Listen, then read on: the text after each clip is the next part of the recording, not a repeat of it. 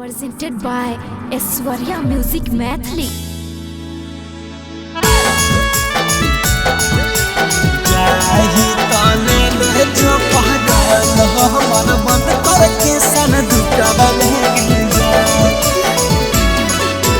जाहियो ससुर रे यारवा कन्या दोसरा के बनिए के रे जान।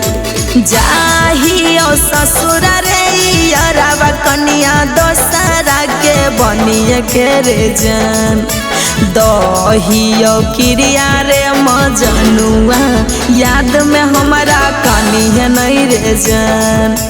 दहियो क्रिया रे मजनुआ याद में हमारा कन्या नहीं रे जान। छोड़ी जाब जैबई ससुराबा तो जीबौ को ना दुखबा में गे जान। छोड़ी जाब जैबई ससुराबा तो जीबौ को ना दुखबा में गे जान। जाही तले ने जो पारा न हमर बंद करके सन दुखबा में गे जान। जाही तले ने जो पारा न हमर बंद करके सन दुखबा में गे जान।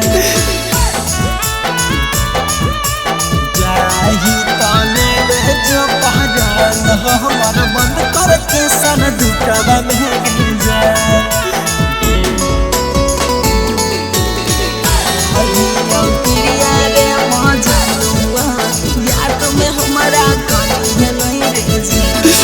गे तू चली जैबही तो जी नहीं पैबे के करा से हम रात भर बतिएबे।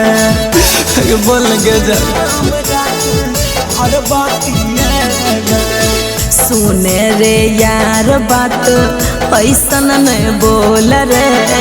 बेगरा बात के टेंशन ले नहीं तू मोल रे। अरे टेंशन कथी ले लै छी तो साझे बोरे खैबौ नहीं हम खाना में के तनो लागल रहतौ भूखाबा में गे जान। साझे बोरे खैबौ नहीं हम खाना में के तनो लागल रहतौ भूखाबा में गे जान। जाही तले ले जो पारा न हमर बंद करके सन दुखबा में गे जान। दहियो क्रिया रे मजनुआ याद में हमारा कन्या नहीं रे जान। जाही तले ले जो पारा न हमर बंद करके सन दुखबा में गे जान। दहियो क्रिया रे मजनुआ याद में हमारा कन्या नहीं रे जान। गे तू वहाँ सोया संग में करबे खूब सुख गे। मोहनु माइकल के यहाँ देख जैबे दुख गे। मोहनु माइकल के यहाँ देख जैबे दुख गे। रे अबो जब ससुरा से मिलबो जरूर रे। कहै छौ समाजा देबो भरपूर रे। अरे विश्वास कर ने हाँ के करब भेजबै हम लेटरवा रोज लिखी लिखी बुकवा में गे जान।